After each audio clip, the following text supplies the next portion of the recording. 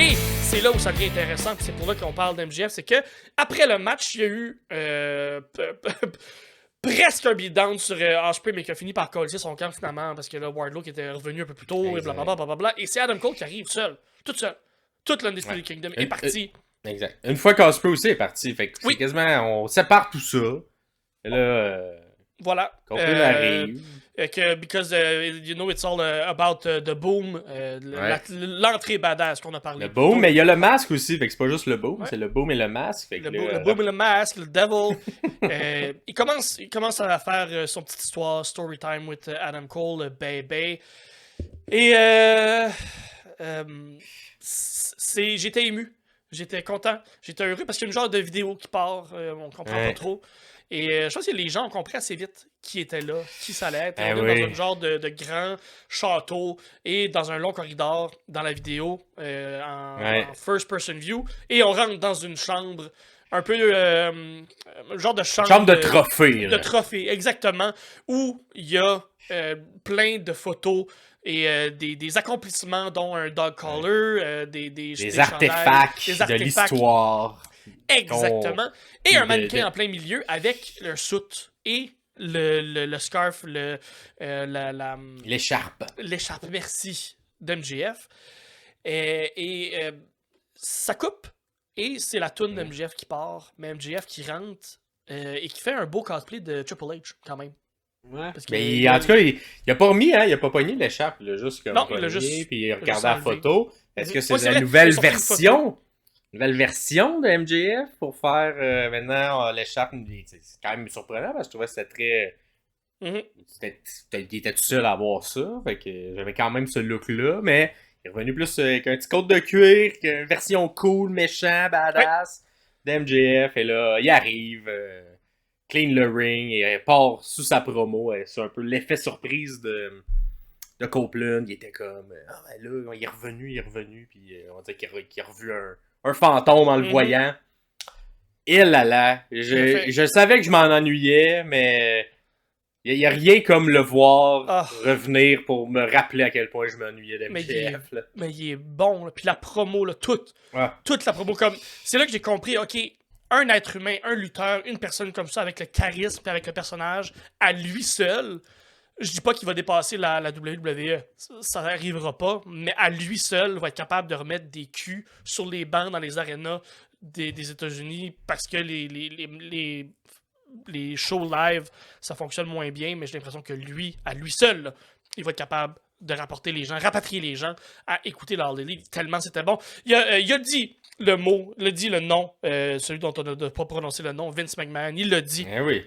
Il l'a dit. Il a dit Voldemort pis tout, là, tabarouette. Il a confirmé également qu'il restait à la All Elite Wrestling. De façon très MJF, là, fait comme... Je pense que vous avez compris, le gang de Marks, là, il dit, je m'excuse, je vais pas vous mais vous avez compris que je reste à l'All Elite. Et ça m'a fait tatouer sur le bas de la jambe. Un chip de poker, puis all in, fait que... Puis tu sais, il y a un peu un call, lorsqu'il mentionne Vince, c'est surtout pour dire que c'est pas la WWE qui m'a créé, c'est pas Vince qui m'a créé, c'est pas personne qui m'a créé, c'est moi qui m'ai créé moi-même. Fait que, gros, c'est ça. Il a réussi à faire des chants avec Donkey Dick. Il a réussi à faire que le monde criait 8 parce qu'il dit, là, je reprends mon personnage que vous allez me détester puis m'haïr, mais encore un peu en mode on l'aime, là, un peu tweener. Est-ce qu'il va vraiment être ill avec la popularité qu'il a? J'ai de la misère à le croire en ce moment. Ben moi je pense qu'il va rester tweener badass. Fait que voilà. Ben tu sais, si ça va, ben, on s'enligne vraiment sur ce que tu dis, puis éventuellement on va y arriver entre Ospreay puis MJF. Clairement, c'est mieux MJF ill.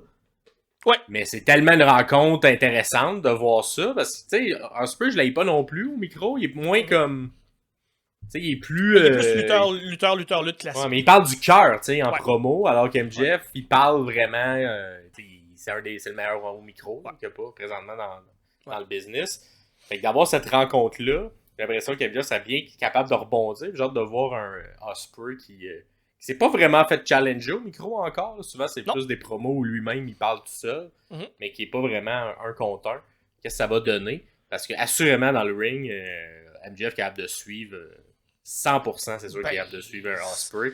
Puis de sortir des matchs incroyables. Fait que j'ai hâte de voir la version micro de ça, de cet affrontement. Ah oui, 100%. Puis je pense qu'on a mis une croix sur l'amitié ou la rivalité ou l'histoire de MJF et d'Adam Cole. Je pense qu'on va quand même la terminer, moi. Moi, je pense les prochains mois... Oui, tu penses qu'on va les mettre vraiment une boucle dessus? Moi, j'avais l'impression que ça se finissait là, puis on passe à autre chose de part et d'autre.